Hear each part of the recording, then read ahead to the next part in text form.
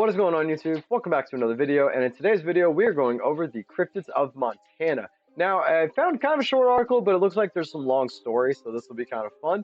And all that being said, let's go ahead and get into it. But as I always like to say, guys, I don't own the rights to these articles. I simply use them to push out information. Today's article is coming from treasurestatesLifestyles.com. Please go over there and show them some love.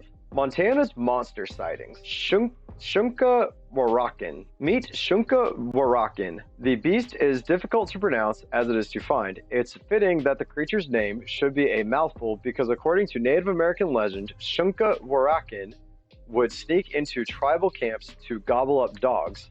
In fact, Shunka Waraklin means carries off dogs in the Iowa language. And as I say, guys, I'm going to apologize now for all of my mispronunciation. Some of these things are hard. The monster is described as a wolf with high shoulders and a back that slopes downward like a hyena's. What is truly remarkable about this cryptid, however, is that unlike the skunk apes of Florida or the Texas chupacabra, this monster has been shot, stuffed, and put on display because Montanans don't mess around. In 1896, Israel Amon Hutchins of Madison County encountered an unusual wolf-like creature which he dubbed Ringdokus. In his memoirs, Hutchins' son, Elliot, describes the night his father killed the beast, remembering its horrific screams and his ferocity to the end.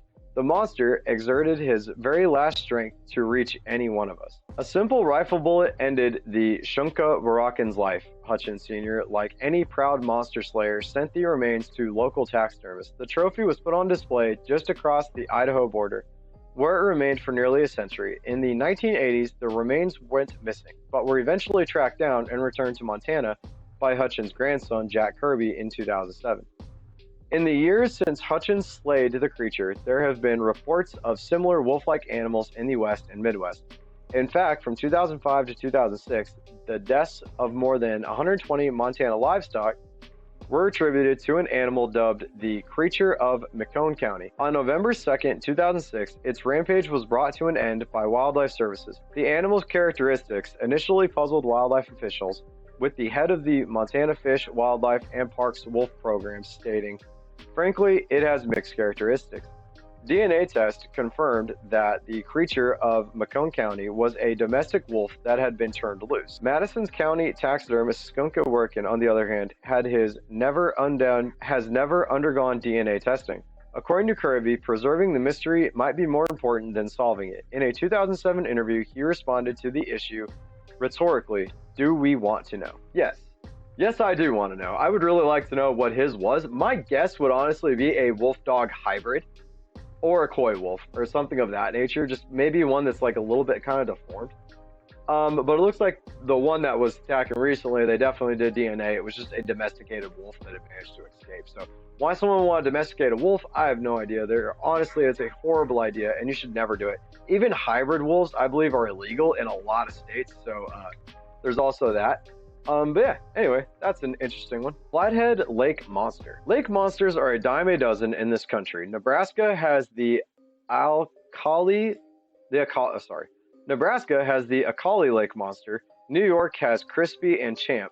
Caddy lives off the coast of Oregon, and Cassie off the coast of Maine. And I've actually done a few dives on those in some of my other videos of those states, so please go over there and check those out. But the Flathead Lake Monster, Flessie, to her adoring fans, is no second-rate sea monster. She's the starlet of Lake and Flathead counties. Flessie's first appearance before a live audience came in 1889 when Captain James C. Keir and his 100 steamboat passengers spotted an unusually large whale-like creature. Others since have described her features as being like those of a sturgeon or most commonly a serpent. Eyewitness testimony puts her length between 20 and 40 feet, with roughly 8 accounts of an eel-like creature with steel black eyes. Despite variances in Flessie's physical description, all seem to agree on her temperament. She's no threat to Montanans, just the opposite in fact.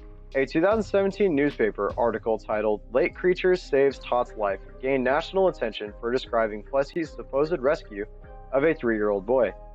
The child, who could not swim, was found soaking wet at the end of a dock. When asked what happened, he replied he fell in the water and a monster lifted him back up. According to locals, you couldn't ask for a better cryptid than Flessie.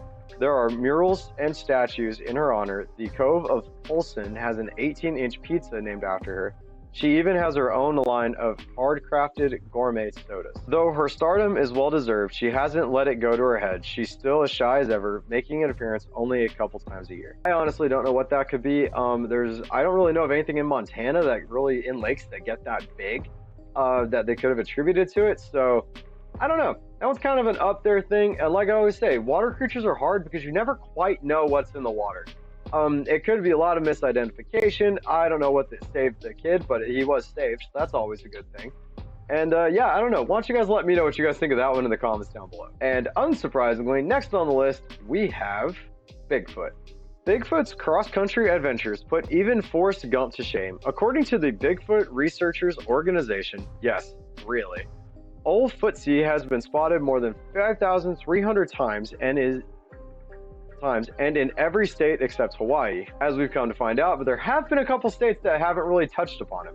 Reports suggest that Sasquatch first toured the Treasure State in the 1970s. It was sighted twice in the summer of '77, once by a fly fisherman near Hauser Dam, and once by a young equestrian on the outskirts of Missoula. The horseback rider, 11 at the time, said she saw the ape-man peeking out from behind a tree. Similarly, the fisherman's testimony describes Bigfoot as a non-confrontational monster. A hairy bipedal creature was moving very rapidly up the bank and quartering away from me in the downstream direction. Before the sighting of the creature, I had 4 trout. After the sighting, there were only 2 trout. Talk about a fish story. Bigfoot was sighted twice in 2019, most recently on June 12th, northeast of Flathead Lake. When the motorist who sighted him pulled over for a better look, he bolted up the side of Crane Mountain. It's hard to say why the footman was out and about in Flathead County, but if it's true that he loves fish, we'd wager he was out looking for Montana's lovely lake monster. Nice little tie in there to the other one. Honestly, I'm not sure. I like to think Bigfoot is real. It could have been just a human stealing the guy's fish, and it very well could have been a human that little girl saw. That being said, though, I'd like to think it was Bigfoot, but my guess on those situations would be just like probably a homeless human that just looked monsterish. Which I know is kind of sad to say, but they, do live kind of rough lives. And if someone's living out in the woods, they will take on a lot of different kind of attributes. But with that being said, though, guys, that was the Cryptids of Montana. Please let me know in the comments down below if you guys knew of any of these cryptids prior to listening to this video. Obviously, you guys knew about Bigfoot, but did you guys know about the lake monster or the weird dog coyote one? If you guys did, please let me know down in the comments down below. As well as while you're there, guys, please remember to hit that like button, hit the subscribe button, turn on that notification bell so you never miss another Scripted Saturday, as well as another video from me. Follow me on all my social medias, which are coming up next. I will see you guys next Saturday for Cryptid Saturdays.